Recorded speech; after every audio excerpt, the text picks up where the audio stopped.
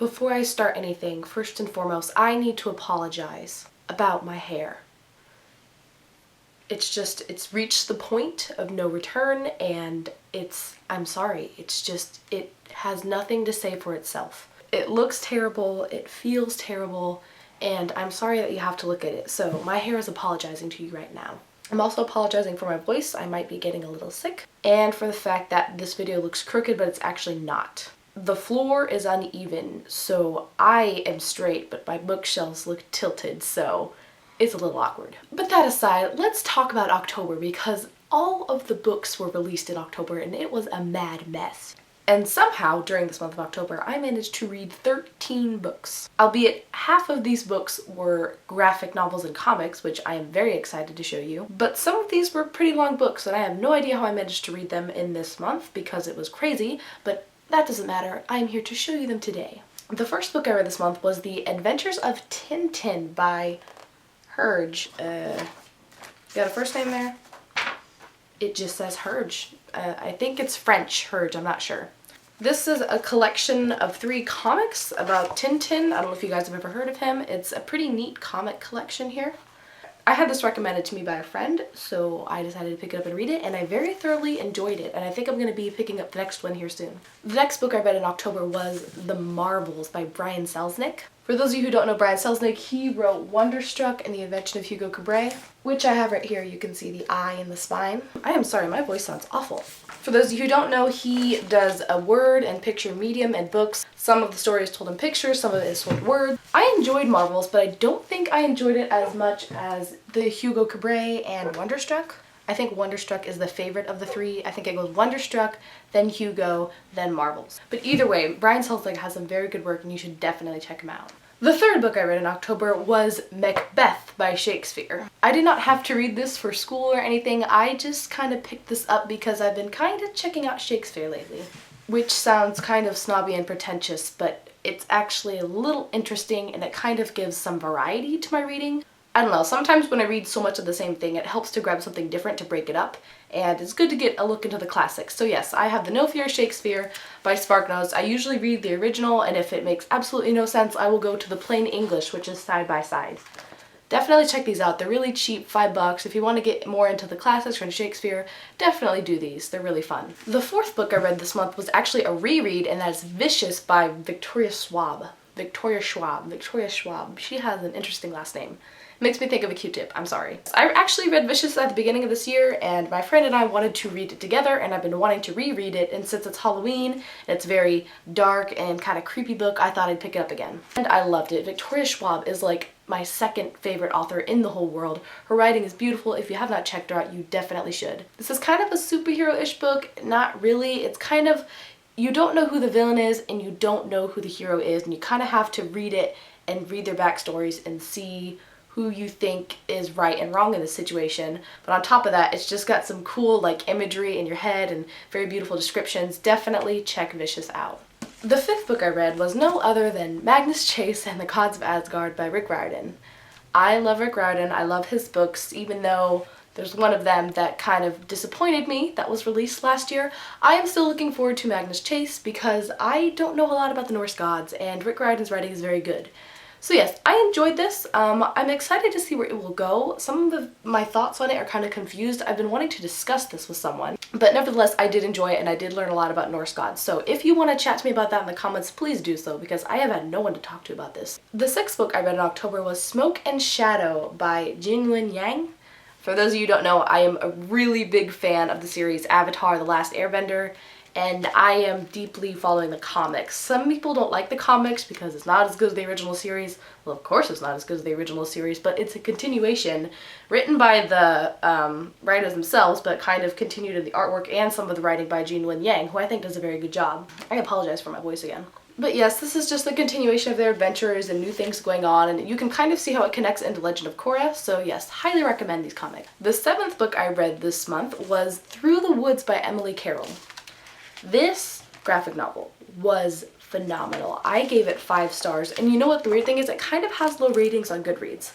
I think it's because it's not a very character-driven graphic novel. It's more of an ambience and atmosphere-driven graphic novel and more of a beautiful looking graphic novel. It relies more on the atmosphere and feelings and emotions more than the characters driving you along, which is why I think some people, it didn't appeal to some people as much. I personally give it 5 stars, as did Jesse the Reader, which is who recommended it to me in one of his videos. I don't know Jesse the Reader. I thought it was a very good, creepy Halloween movie. You get to walk through these woods, and it is beautiful. The cover is beautiful. It's short, simple, to the point. It's a collection of 5 short stories. I highly recommend this. The 8th book I read, which I cannot believe I read 8 books this month, over 8 books, is 6 of Crows by Leigh Bardugo. This was the Booksplosion book of the month, so it's no surprise that I picked this up because I follow Booksplosion because I love their book read-alongs. I read the Grisha trilogy and I enjoyed it, but I wasn't too impressed.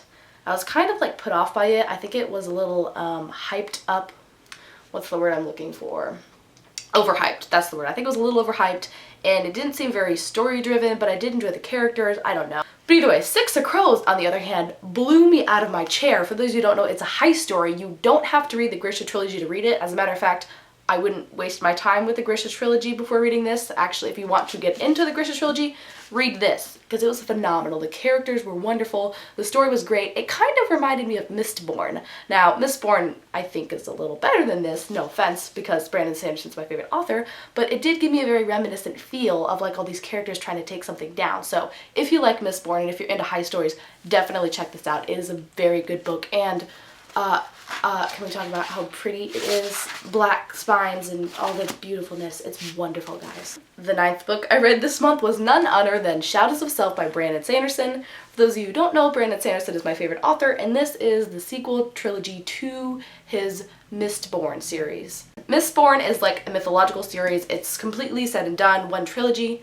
This is in the future. It's like a steampunk series, kind of like what Avatar did with Legend of Korra. And it follows some new characters, and you get to hear about in the past, like, you know, Vin and Elend, they're all like great legends now because it's in the future. I didn't think it disappointed. I loved it very much. I love these characters. If you like Mistborn, definitely check it out. If you have not read anything by Brandon Sanderson, I would recommend reading Mistborn first because it is wonderful. 1, 2, 3, 4, 5, 6, 7, 8, 9, 10.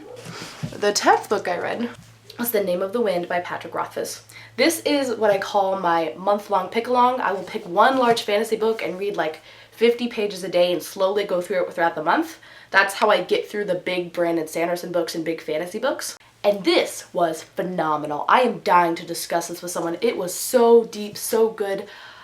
Patrick Rothfuss did not disappoint. Brandon Sanderson raves about him, so of course I had to read about him. And I'm looking forward to picking up The Wise Man's Fear. So yes, The Name of the Wind, very good, very long, but did not disappoint. The 11th book I read was none other than The Ocean at the End of the Lane by Neil Gaiman. This was a very short book, but it's kind of a psychological thriller. I don't know if I'd consider it my favorite by Neil Gaiman. The first book I read by him was Neverwhere, and that was very interesting. And I think since it was the first one and I enjoyed it, that might be my favorite. But I've only read these 2. I'm picking through American Gods, but this was very good. It was a very good read for Halloween because it was kind of creepy. Another book I'm wanting to discuss with someone, you know, my thoughts and what's going on, like about what happens at the ocean and everything. So I would definitely recommend picking this up. If you have not read Neil Gaiman, it's very short. It's like 170 pages. I got it for discount. You know, you'll see it for $15. You're like, wow, that's a lot to pay for less than 200 pages. But if you can find it on a discount store, definitely do it because it's worth the read. The 12th book I read was Fahrenheit 451 by Ray Bradbury. This was a classic and it was very good, very different, kind of an old dystopian, but it didn't burn you out with all the weird crap that's going on with the new dystopian. Not that that isn't good. If you're looking for like a creepy good dystopian, it's about a firefighter. He kind of burns books instead of savings books because it's in the future and art is lost. Definitely a weird twist on the dystopian world, and it's a classic. So it was written in like the 1920s or 1950s, but it's written in the year 2022. Definitely check it out. It's short too. And the last book I read in October was none other than A Monster Calls by Patrick Ness. This is another reread. I read it last year on Halloween, so I thought I'd read it again. It's not really a Halloween book. It's about this monster that shows up to this boy and decides to tell him 3 stories. So I thought it was just about this monster telling this boy stories, but then I found out that the boy's mother is dying of cancer. And the book is kind of about him facing his fears and confronting the fact that his mother's going to die. It's a very creepy, sad story, kind of deep, but not really dark or gory. It's just kind of creepy and sad and very well written. And I highly recommend. This is the only book I've read by Patrick Ness. I have not checked out his Chaos Walking series, which I would like to. Yes, highly recommend. And let me know if I should check out Chaos Walking. Oh my gosh, I don't know if this is even gonna make it in the frame. Oh my gosh, those are all the books I read in October. I don't know how I did it. A lot of these are graphic novels, and Shakespeare was small, and you know, when you're traveling, there's kind of moments where you're just sitting around doing nothing, and I always brought a book with me. So even though I moved across the country this month and had to pack up my entire life, I managed to read because I kept a book with me constantly. So yes, those are all the books I read in October. Sorry for this rushed video and for the angles and for my voice. It's just been a little crazy, but I wanted to get this out to you. And that is all I've got to say. Thank you again for watching, and I will see you later.